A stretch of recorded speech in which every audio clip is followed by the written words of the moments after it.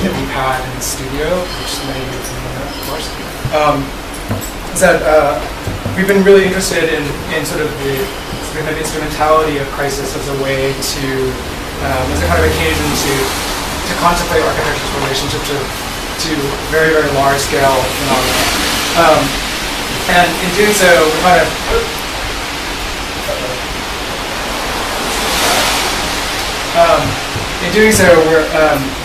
we're really interested in a way of expanding the disciplinary boundaries of what we consider to be architecture, and maybe extending its reach into territories that have been long kind of accepted as the province of landscape architects and planners and sort of thinkers in the policy space, but which are also newly insurgent.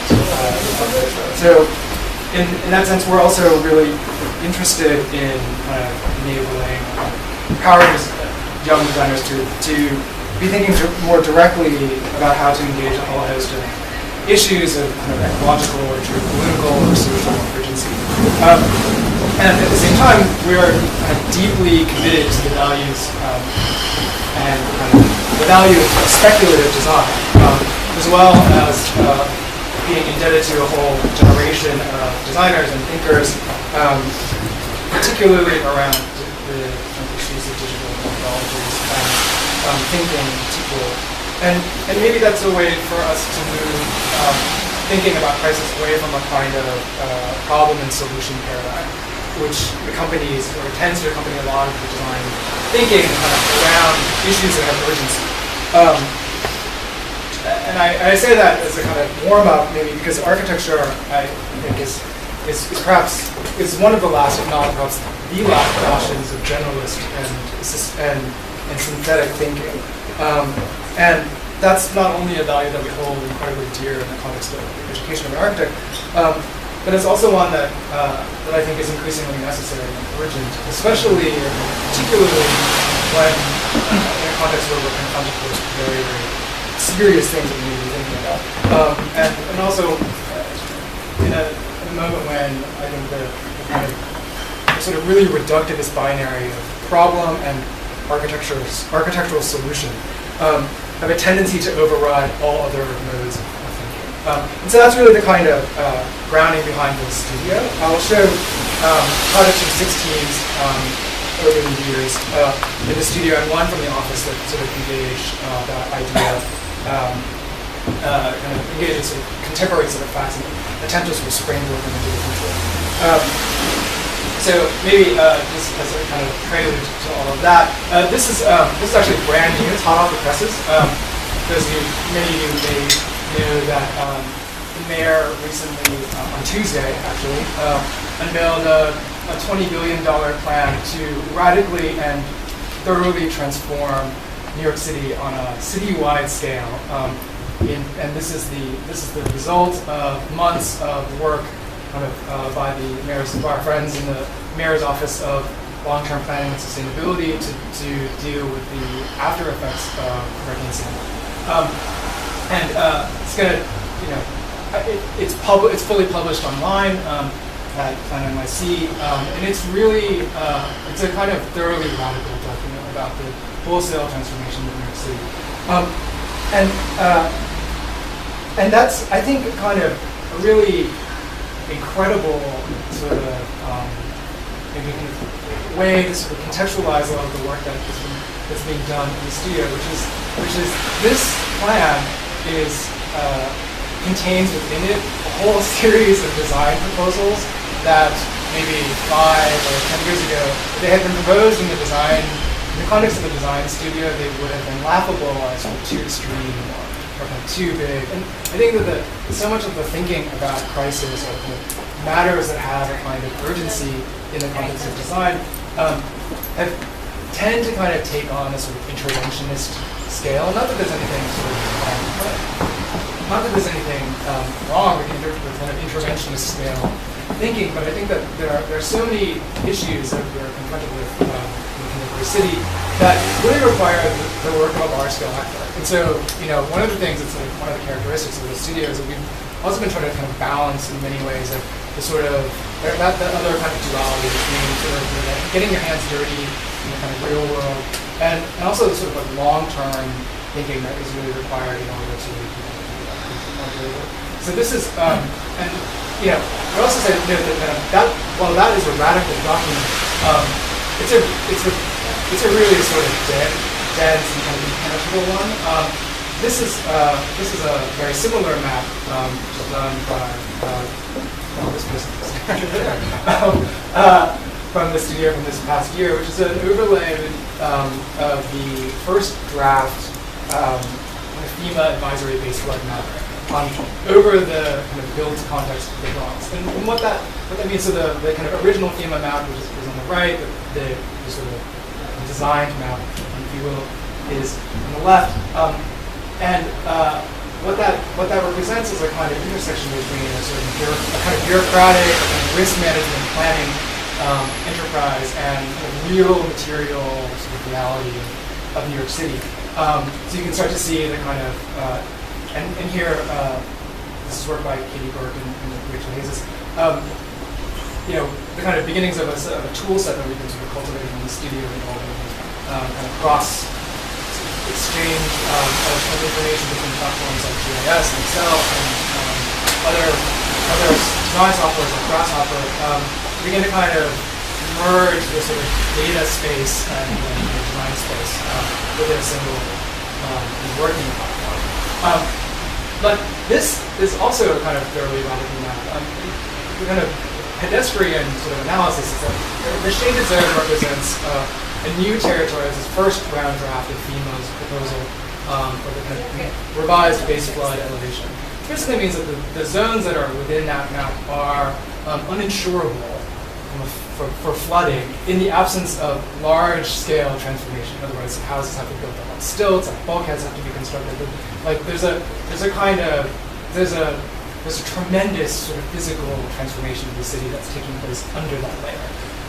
And maps like this, as well as the previous one, also kind of speak to another sort of intriguing dimension. The city is engaged post-Sandy in a kind of ontological, like a transformation of sort of ontological proportions, which is to say that there are initiatives like Governor Cuomo's has just sort of released the first $200 million to buy back territory, buy back property from people who were flooded in Sandy. In his own words, that those are plots that Mother Nature owns, and we're going to give them back to her. Because the city is engaged, despite the fact that New York City is anticipated to grow by 1 million people in the next 8 years, the city is engaged in the relinquishing of territory by design, as opposed to by entropy or by decay. And so the notion that like retreat is going to be codified as an urban design principle, as well, kind of coupled with sort of initiatives like the one that Rodriguez has just rolled out this week to kind of completely and thoroughly transform the coastline of New York City. Also sort of are kind of, for me anyway, kind of really poignant reminder that something that we tell the students all the time, which is that the truth, especially in the policy space, the truth is way stranger than fiction. In other words, this is definitely a moment where the policy thinkers, or the kind of wonks, if you will, are in many ways out-speculating the designers, the kind of radical nature of their vision for the city. So I think it's a really tremendously kind of interesting time to be thinking about this sort of large-scale phenomena. This is a project. From the office that we've termed signal space. It's a kind of sprawling, kind of wide-ranging research agenda, kind of looking at the historical relationship between urban form and broadcast infrastructure, in particular antennas. What that is about is a kind of shift from the model on the left, which is the Empire State Building, and kind of broadcast entities that constructed atop the Empire State Building, to the model that is represented by the image on the right, which is a more thoroughly distributed, more tightly fitting broadcast infrastructure to urban form relationship. I would note that the skyline of New York City has a certain kind of iconic shape, which loosely correlates to the fact that the Empire State Building is the primary broadcast antenna for the entire region. In other words, one of the reasons why the Empire State Building enjoys primacy on the skyline is because of its role as a valuable piece, an essential piece of infrastructure.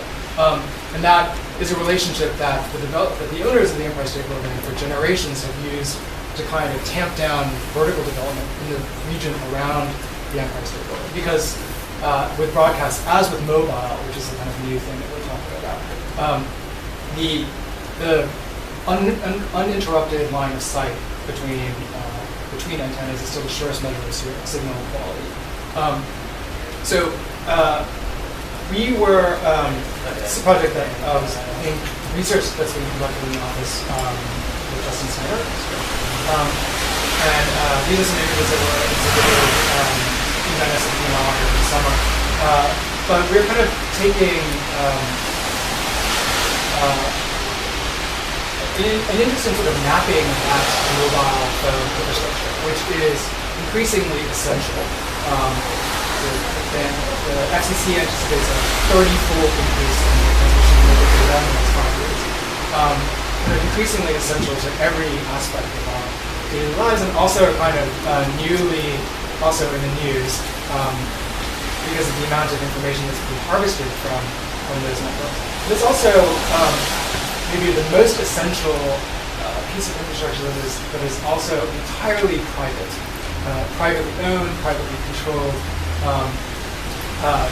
despite the fact that the airways are public. And so, and there are no representations of that infrastructure on the city. In other words, like there were no maps that would allow anyone to understand where that infrastructure actually resides within the city. So this is the first kind of enterprise here, which is this is kind of exported from a fairly simple Android radio frequency tracking app. It basically logs the information that an individual phone is sharing with the network, which include GPS location, call duration, and a whole host of kind of identification information. And correlates it against the location, the geolocated points of the actual antennas. So you can see the kind of white sort of haze represents a series of GPS locations where the phone, it's just his phone, were, and a series of kind of trips that we took around the city, and the red points are the antennas that the phone is communicating with at that given time. And really what we're starting to be interested in are the kind of long-term planning implications of that relationship. In other words, the drivers for replacement of mobile phones. I should note that a conventional, in a field in Montana, uninterrupted, a single base station has a radius of something like 20 miles. In New York City, there are 14,000 and counting mobile base stations. So the kind of density of those antennas in the city is staggering, and they're getting denser. And what's driving that is both the fixed number of calls that users of any one base station can handle at a given time, and the kind of obstruction environment of the city. So in other words, the location of those base stations, as well as their software, is being programmed in such a way to begin to anticipate basically the kind of interference from the city. In other words, the category of antenna engineering, which I won't get into, deals with spatial algorithms, basically is in place to kind of correct for the shape of the city in the interference that comes between antennas. Because your phone is basically radio, right, communicating with an antenna. And so the kind of the texture of that infrastructure has really interesting planning implications. So these maps on the right are really just tracking the principle that we're calling exposure, which is basically looking at the kind of volume of building, just the sheer square footage of building that is within kind of immediate proximity to all of the base stations. In New York, unsurprisingly, you can see that the ones, and that map deviation from the mean. So you can see, of course, in Midtown, there's the highest ratio of square footage to antenna, and kind of further, in the right, it falls off. And this is sort of like the culmination of some of that research, which is an image of all of them, like so every antenna in New York City, all 14,000 and odd, and counting in a kind of God's eye view of what that infrastructure really looks like. You see that it's correlated to heights of the buildings as well as the age of the buildings. So the most blue are the most recent buildings, and the most white are the oldest buildings. And so, I mean, this is sort of, I'm starting this project in part because like this is sort of, it's kind of taking a lot of the technologies that we've been developing in the studio and kind of attempting to kind of develop this sort of parallel research agenda where we're starting to look at New York City in a kind of broad, much more broad way. The other kind of enterprises that accompany this sort of there was a piece in the most current issue of Bracket, as well as an installation at the Biennale in Venice this last summer. Mapping is kind of like a kind of key sort of dimension of this. This is an oldie but a goodie project by Katie Adey and Natasha Harper and James Baloff, situated in the Yukon Territory. And it's really a kind of examination of kind of other global phenomenon, which is, of course, global climate change. So the context is the permafrost, which is kind of the line between sort of the thoroughly frozen and the kind of oscillatingly melting territories of the north are shifting northward ever. And as a byproduct of that, what is happening are kind of from a kind of, let's say, sort of geological morphology standpoint, is that there are these extraordinary landscape textures that are emerging that result from the kind of interplay of the freeze and thaw cycle, which are these images. These are these amazing images on the right, which have been kind of extrapolated as another kind of mapping geometry on the left. And there are two kind of interesting byproducts of that. One is that that process releases prehistoric methane into the atmosphere, which is something on the order of 30 times more potent as a greenhouse gas than CO2. So thus kind of further accelerating the rate of climate change. And the second is that the ground, as it begins to thaw and freeze, it literally liquefies and begins to destroy every kind of infrastructure that can be erected upon it. In other words, roads are bent, houses are collapsing, kind of like in that sort of incredibly slow-moving but very volatile territory. So the project is kind of a proposal that has sort of two parts. One, which is a methane harvesting infrastructure, which kind of takes on the very conventional kind of mode which pre-existed for harvesting methane, which involves driving a steel pipe into the ground and pumping the methane out into a bladder, where, because it's a fossil fuel, it can be burned for any number of uses. And then the second is a kind of residual take on like that, well, basically a kind of repurposing of that residual structure, like once it's left in the ground, because it has a kind of highly redundant order, and so there's a kind of new land that can be built upon it. And it was explored through a series of different kinds of simulation technologies. One of which was just like a really kind of powerful set of physical models for this kind of creeper, which was not really sort of like really moving in a kind of animal way, but really kind of taken as over the course of a very long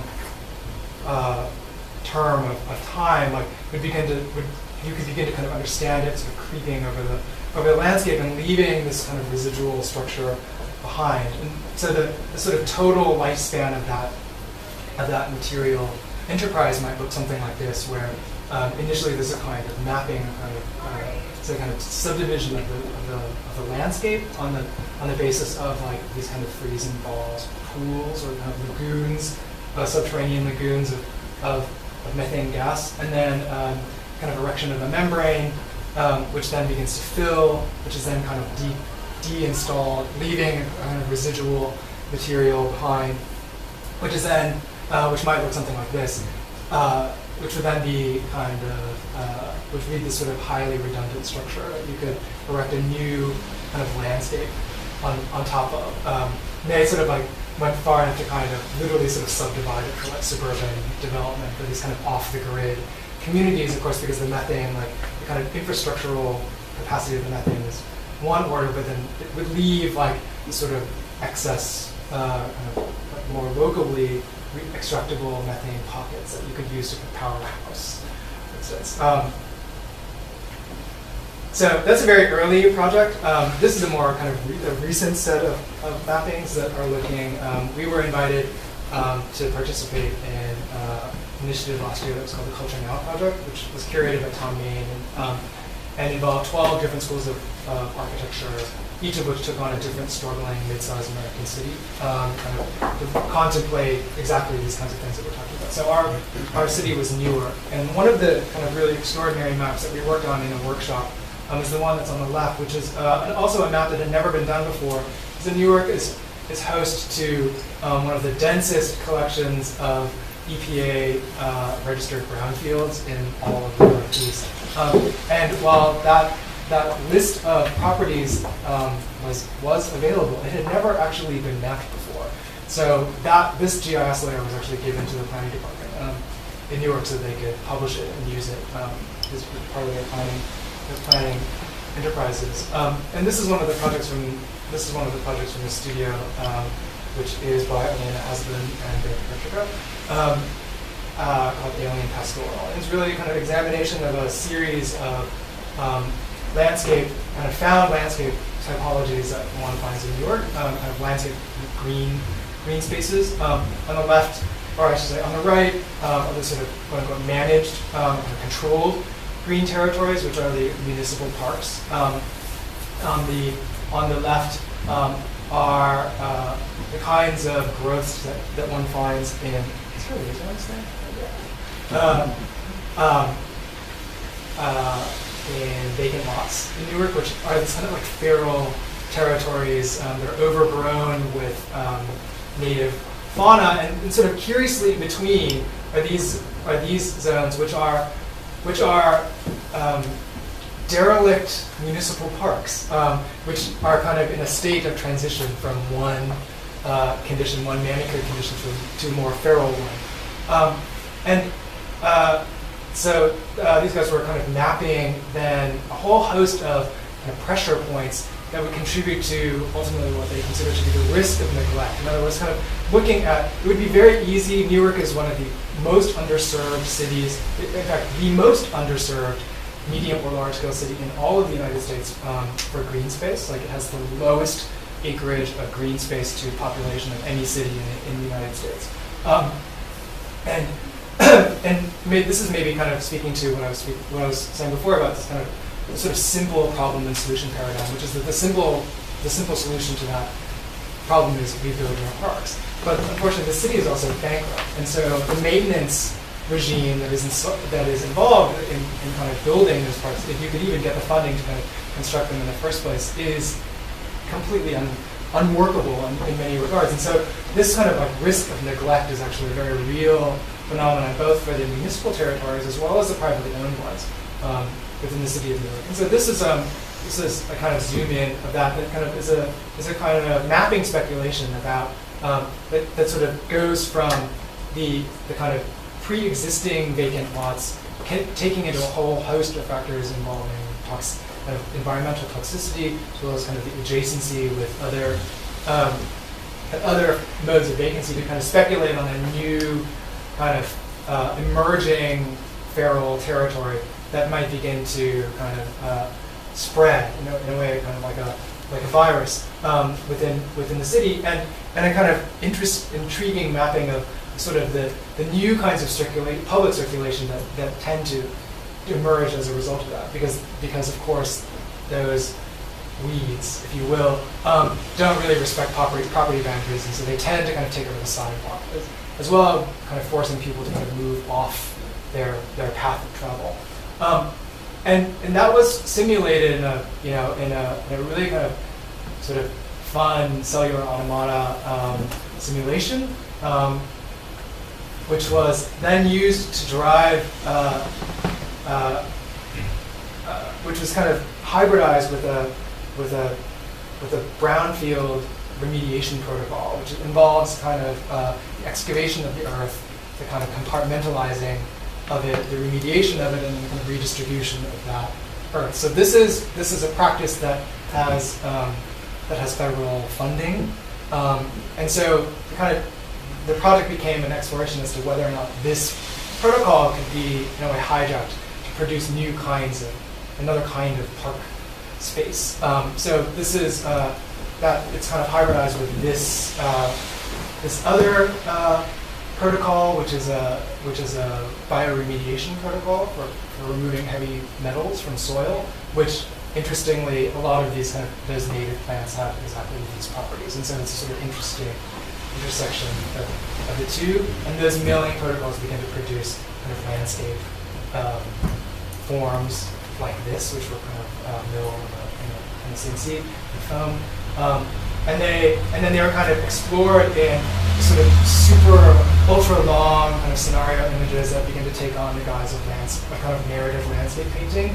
You can start to see kind of removal and remediation protocol to kind of leaving those territories to become literally sort of feral, and this sort of slow reoccupation of them by first kind of illicit public occupation, then sort of more kind of proper remediation mechanisms, and then the way that the kind of superstructure for that holds that supports that landscape might then in turn also begin to decay, producing these kind of like new kinds of park canopies that begin to work throughout the sort of thread throughout the downtown growth.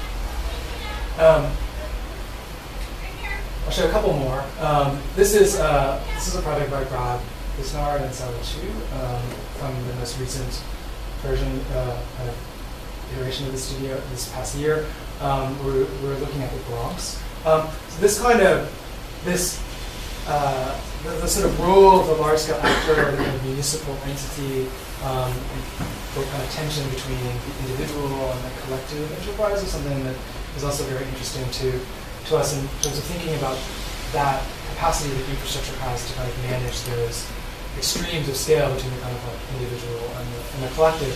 So this is kind of another examination of another kind of budgetary conundrum, which is the one that is confronting NYCHA, the New York City Housing Authority. So these are a collection of NYCHA properties that exist in the more scenic section of the Bronx, and this is actually a projection, visualization of just taking into account the rent roll for each of those properties and the operating deficit, like the amount of additional building that would be required to offset if rents were to offset the operating deficit of each of those developments, which is here. So you can see that some of them are actually like massive. They have to be increased by an order of magnitude.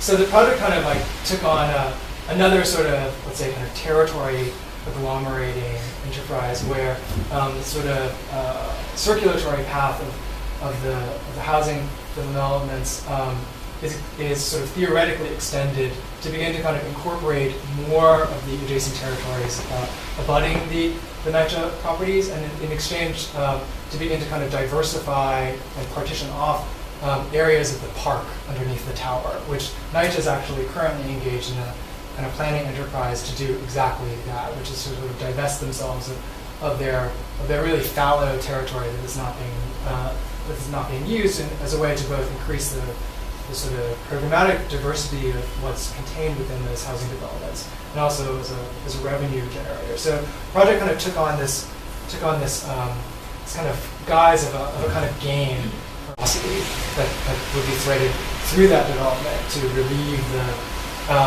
kind of sense of crowding and to kind of pay respect to NYCHA's original mandate, which was to provide kind of humane housing, with light and with air to low-income workers.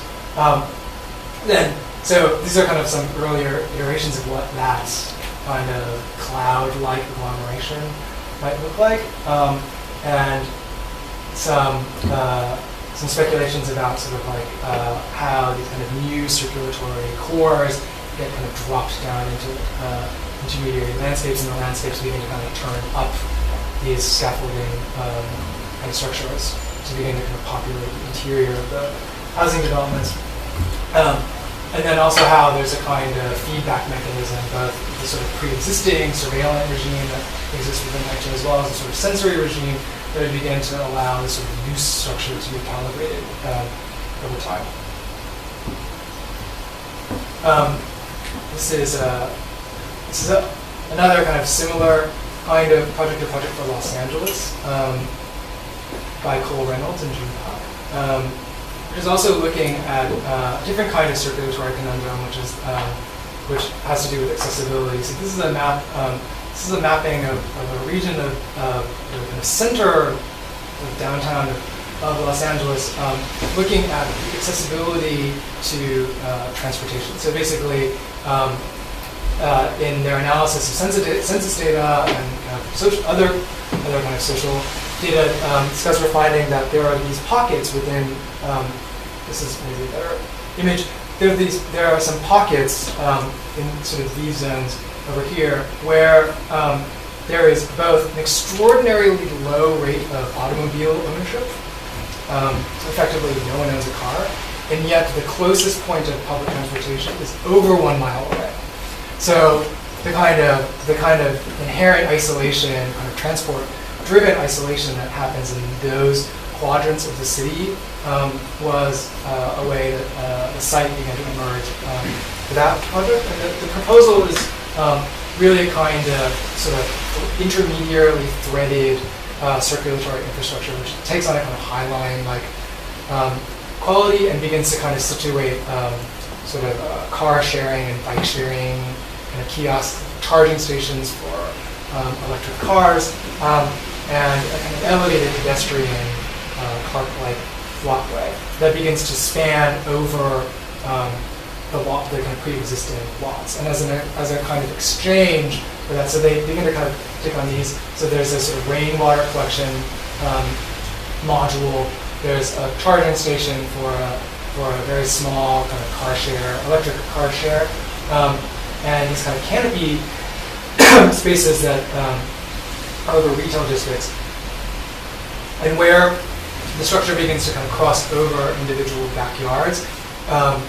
It produces these kinds of, so this is sort of like where it looks like in the downtown version, where it begins to kind of, where it crosses over these kinds of territories. It produces shading and kind of garden, kind of publicly accessible elevated garden spaces, and where it traverses backyards, it is conditioned as kind of trellises and gazebos and grottos. Like it begins to kind of agglomerate all of these elements of suburban backyard design and to drop them on the kind of underside as a sort of exchange for the kind of easement that would produce a new public right of way, like in between the existing buildings. This is the last one. This is a project for the Bronx, again from last year, by Mayor Karenpour and Melissa Balcazar.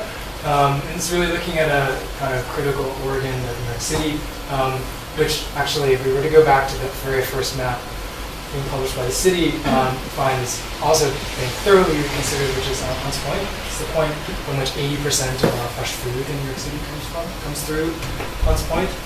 It's also kind of paradoxically located in one of the most kind of dangerous, one of the most high-risk zones for coastal flooding and storm surge in the entire borough of the Bronx. So paradoxically, this kind of critical organ is located in this incredibly treacherous site. So this is and this is very bad projection, unfortunately, but a whole series of analyses that students were doing, looking at what that volume, what 80% of the fresh food in New York City looks like when it comes in on the back of a truck, and being able to and starting to clock just the sheer volume of truck traffic that's coming in and out of Hunts Point throughout the day, which is also wreaking kind of untold environmental health hazard on extremely low-income community that resides adjacent to the terminal markets in Hunts Point, which has one of the highest rates of childhood asthma in all of New York City. And so the project is really kind of grounded on sort of two principles. One, which is converting or kind of reassessing this monomodal mode of so that counts 3 times.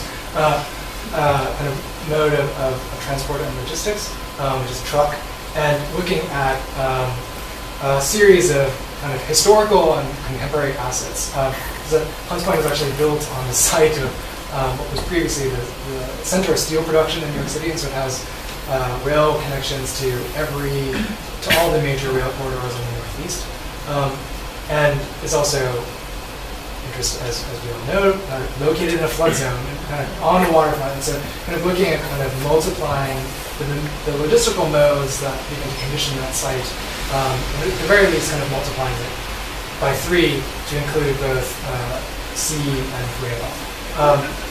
And at the same time, looking at so these are a series of kind of these are what those sort of infrastructure or kind of logistical routes look like. Starting to kind of couple the management of those different infrastructural routes through the site, which also happen at different elevations, with a sort of what we were doing kind of neo-geological impulse to hold back the flood water, or actually what became the kind of driver for the project, which is actually to emit the flood water, but to kind of allow it to sort of thread through the sort of resulting landscape.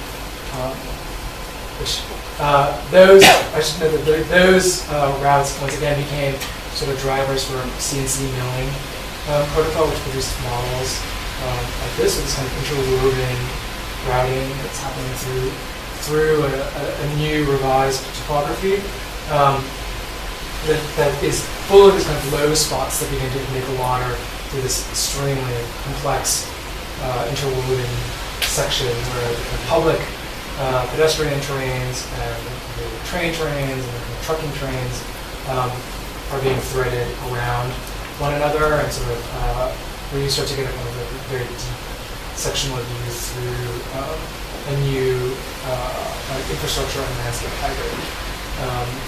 So that might, from kind of above, take on the guise of a new terrain that looks like this, and would also begin to interface with what is now kind of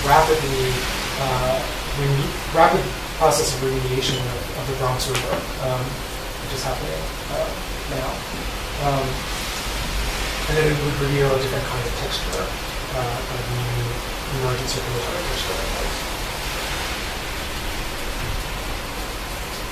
And that's it. Thank you very much.